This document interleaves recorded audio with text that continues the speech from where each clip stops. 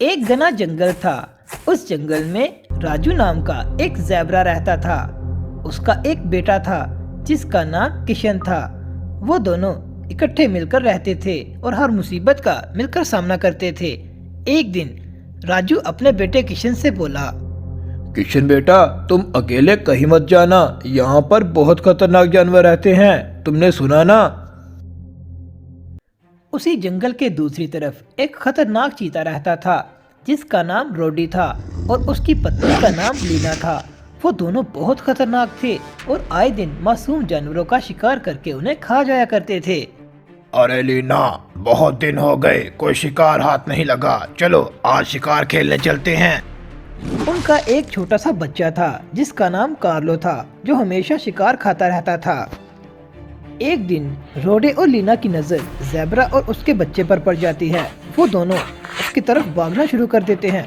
अरे भागो भागो, ये देखो कितने मोटे ताजे शिकार। चलो आज इनका शिकार खेलते हैं। चलो लीना जल्दी करो, चलो इनको मार गिराएंगे, बहुत मजा आने वाला है। चीता और उसकी पत्नी राजू पर हमला कर देते हैं और वो दोनों मिलकर उसको मार गिराते हैं। लीना राजू को छोड़कर किशन के पीछे भागना शुरू कर देती है।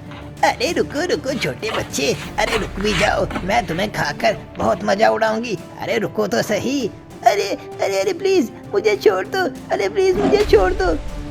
किशन तो वहाँ से भाग जाता है, लेकिन वो दोनों राजू का खूब मजा उड़ाते हैं और फिर पेट भरकर उसको खाते हैं।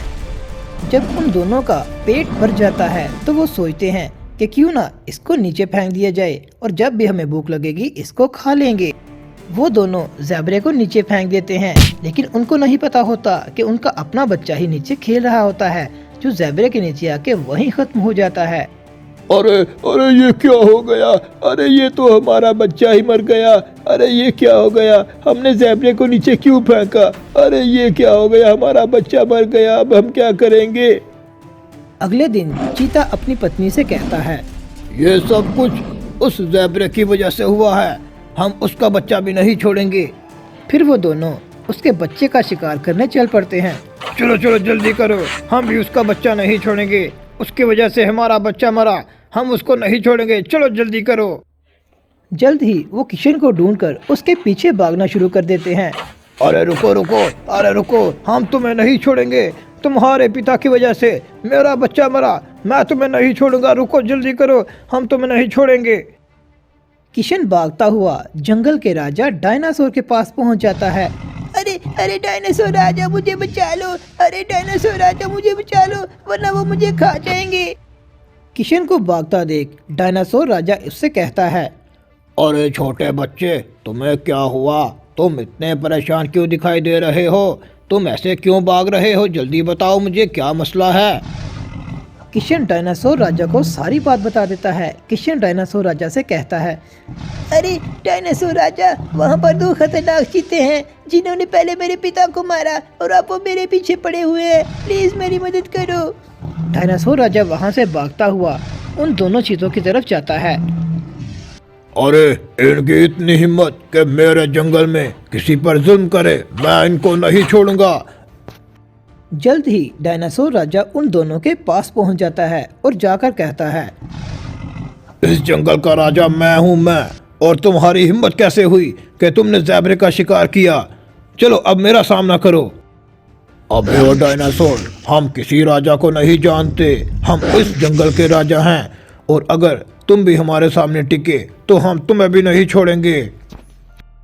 इतने में राउडी डायनासोर पर हमला कर देता है, लेकिन डायनासोर तो बहुत ताकतवर होता है।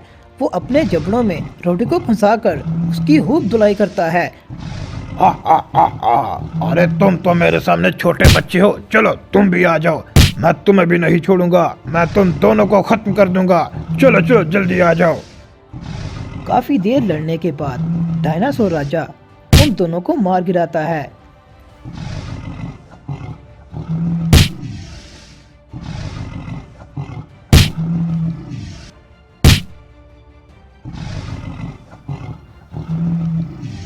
चीता और उसकी पत्नी को मारने के बाद डायनासोर राजा किशन के पास जाता है और किशन को जाकर कहता है, अरे छोटे बच्चे, तुम परेशान ना हो।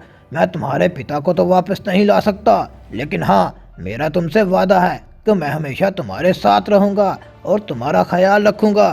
तुम्हें जब भी मेरी ज़रूरत पड़े तो मैं हमेशा तुम्हारे साथ हूँगा। ये जंगल बहुत खतरनाक है, तुम्हें खुद भी बहादुर बनना पड़ेगा और इस तरह की मुसीबतों का खुद ही सामना करना पड़ेगा, पर मैं हमेशा तुम्हारे साथ रहूँगा। और इस तरह वो दोनों अपने घर को जाना शुरू कर देते हैं। तो प्यारे दोस्तों, इस कहानी से हमें यही सबक मिलता है कि बुराई का खात्मा हमेशा बुरा होता है और अच्छाई हमेशा जीत जाती है।